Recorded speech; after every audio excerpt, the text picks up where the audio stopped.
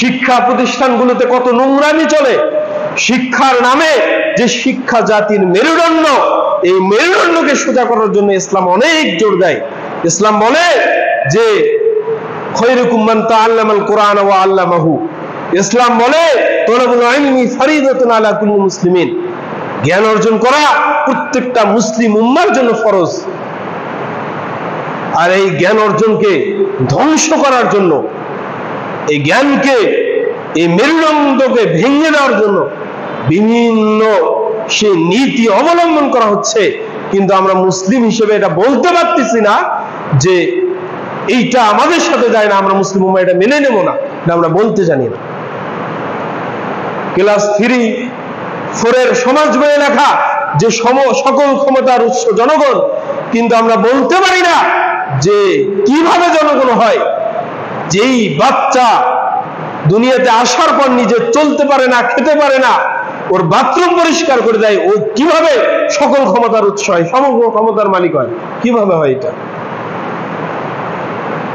তো আমরা এটা তো যুগের পর যুগ পরে আমাদের বাচ্চারা আমরা পড়ে আসতেছি, তো আমরা বলতে পারি না এটা আমাদের মুসলিম উম্মার সাথে যায় না। আমাদের মুসলিম উম্মার সকল ক্ষমতার মালিক একমাত্র আল্লাহ সুবহানাহু ওয়া তাআলা, আমরা তো এটা বলতে পারি না। যুগের পর যুগ ধরে আমাদেরকে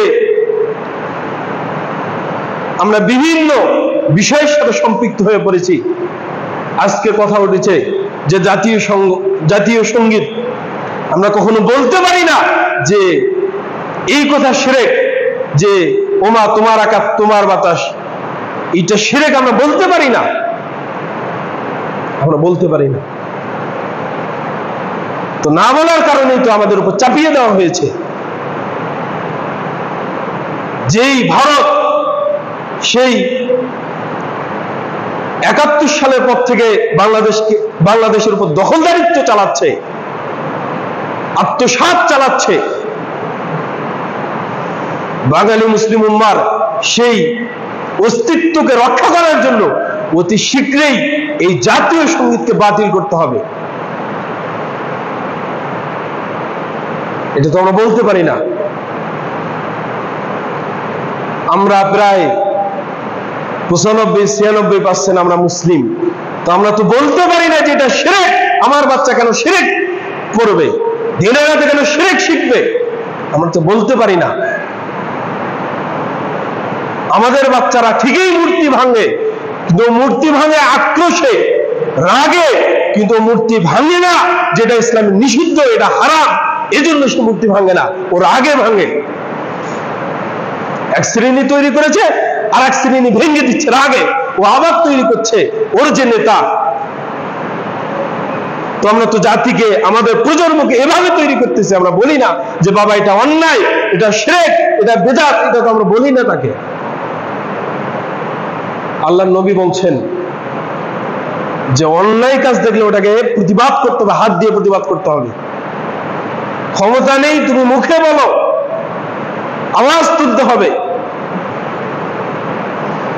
সম্মানিত উপস্থিতি, আমরা দিন দিন আমাদের চরিত্র, আমাদের আচরণগুলো হয়ে যাচ্ছে পশুদের মতো। অথচ কোরআনের নির্দেশ যে উম্মার মধ্যে এমন একটা জাতি থাকবে, তোমাদের মধ্যে এমন একটা জাতি থাকা দরকার, এমন একটা সম্প্রদায় থাকা দরকার, ইয়ামুরুনা বিল মারুফ ওয়া ইয়ানহাউনা আনিল মুনকার, যারা ন্যায় কাজের আদেশ করবে, অন্যায় থেকে নিষেধ করবে। সম্মানিত উপস্থিতি, বাংলাদেশ আহলুল হাদিস তারা সেই আগে থেকে বলে আসতেছে এগুলো শিরক, এগুলো বিদআত, এগুলো নোংরামি।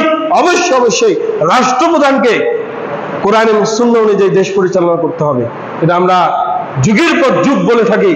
হয়তো মিডিয়ার অভাব, হয়তো আমাদের আরো সেই আধুনিকতার ছোঁয়া না থাকার কারণে আমরা এগুলো পৌঁছাতে পারি না। তো আমাদের এই কথাগুলো পৌঁছাতে হবে।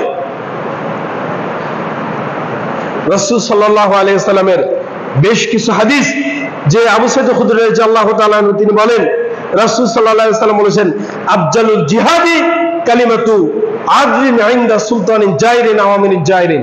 আল্লাহ নবী সাল্লাল্লাহু আলাইহি ওয়াসাল্লাম বলেন, আফজালুল জিহাদ, সর্বোত্তম জিহাদ, সবচেয়ে বড় জিহাদ হলো সেই অত্যাচারী শাসকের নিকটে হক কথা বলা।